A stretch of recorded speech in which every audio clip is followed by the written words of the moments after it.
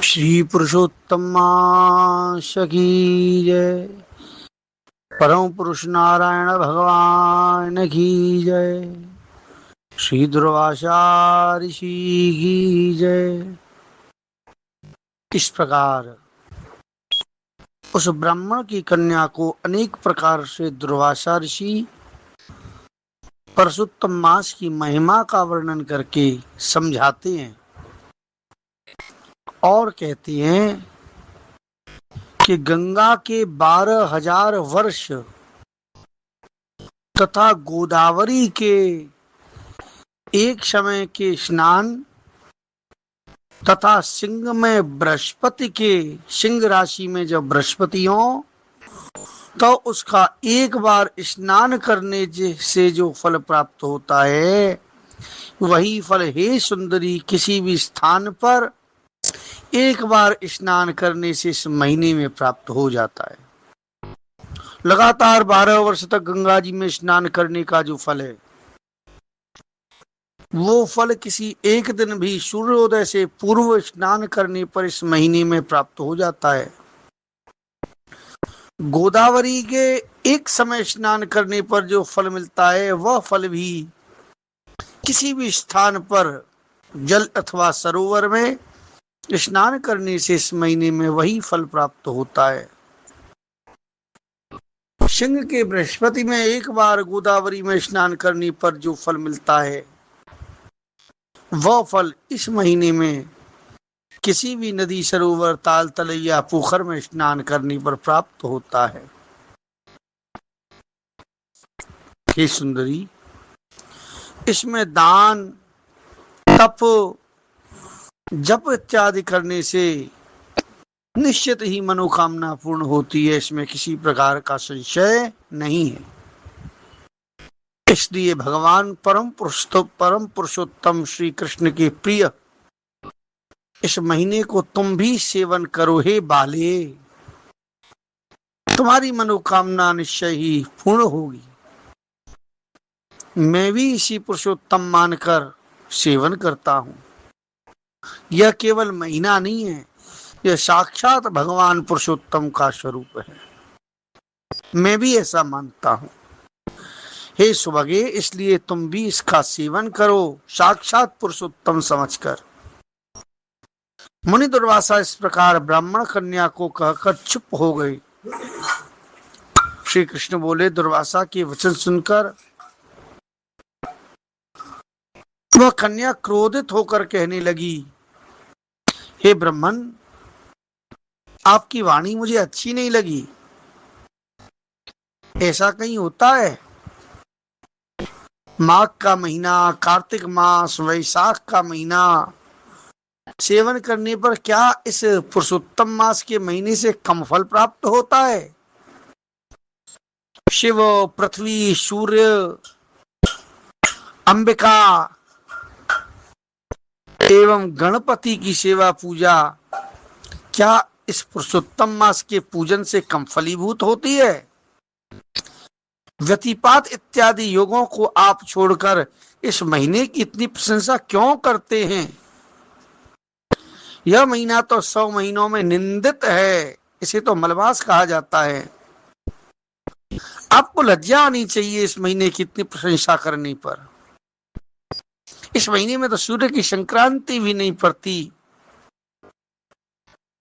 और इसे आप श्रेष्ठ कैसे कह सकते हैं? मैं जानती हूं कि सबका दुख हरण करने वाले निसंदेह भगवान श्री हरि ही हैं। ब्रह्मा पुत्री के यह वचन सुनकर दुर्वासा की आंखें क्रोध से लाल हो गईं, किंतु मित्र की कन्या होने के कारण फिर भी उसे शाप नहीं दिया, अपितु दया आ गई।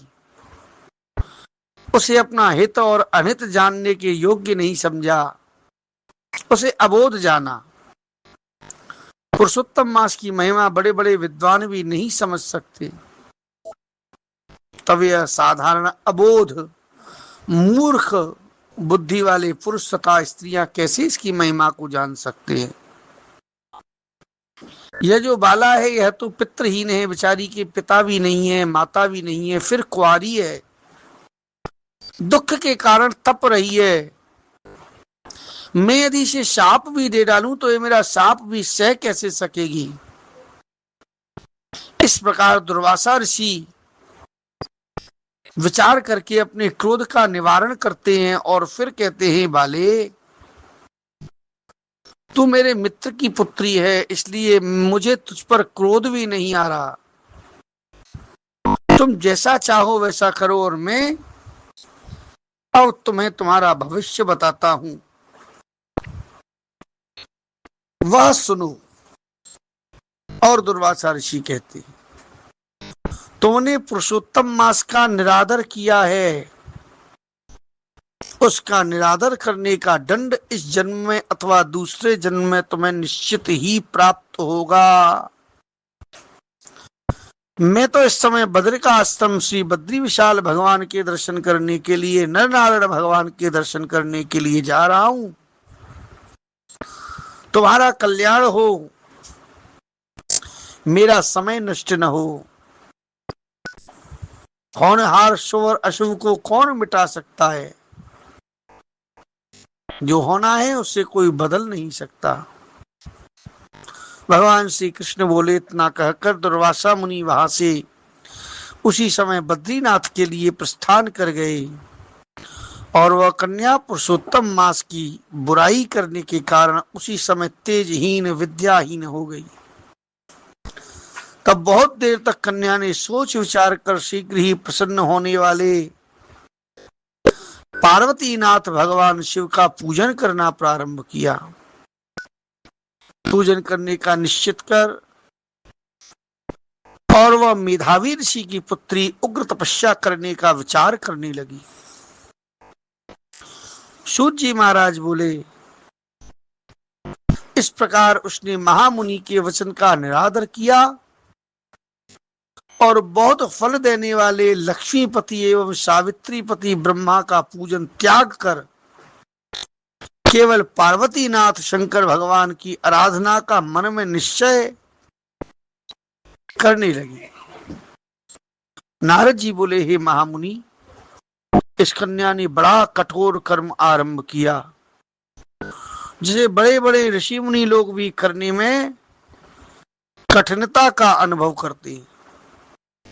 श्री नारायण भगवान बोले, उस कल्याणी ने बड़ी कठिनाई से होने वाला उग्र तप प्रारंभ किया तथा पंचमुखी शांब सदाशिव का ध्यान करने लगी। गर्मी में प्रचंड धूप में अग्नि के बीच में बैठकर वह पंचाग्नि का सेवन करने लगी। हेमंत और शीत ऋतु में ठंडे जल में बैठकर वह तपस्या करती थी। उसका मुख जल में कमल के समान तथा सिर के बाल फैलकर शेवार मंजरी से घिरे जल में शोभायमान लगते थे। वह बाला वर्षा ऋतु में खुले मैदान में वर्षा के जल को अपने शरीर पर लेती थी। भोजन के स्थान पर वह दोनों समय केवल वायु पीकर ही रह जाती थी, अर्थात श्वास लेकर ही रह जाती थी। इस प्रकार के उग्र तप को सुनकर देवराज इंद्र चिंतित होने लगे कि इसके तप का क्या कारण है, कहीं यह इंद्र तो बनना नहीं चाहती। देवता जिसे कठिन समझते थे वह ऋषिगण जिसकी प्रशंसा करते थे। ऐसे तप क्रम में 9000 वर्ष बीत गए। तब वह पार्वतीपति भगवान शिव उसकी तपस्या से प्रसन्न हुए। बोले शंकर भगवान की जय, श्री पुरुषोत्तम मास की जय, श्री पुरुषोत्तम मास की जय, परम पुरुष नारायण भगवान की जय, श्री दुर्वासा ऋषि की जय। इस प्रकार उस ब्राह्मण की कन्या को अनेक प्रकार से दुर्वासा ऋषि पुरुषोत्तम मास की महिमा का वर्णन करके समझाते हैं और कहते हैं कि गंगा के 12,000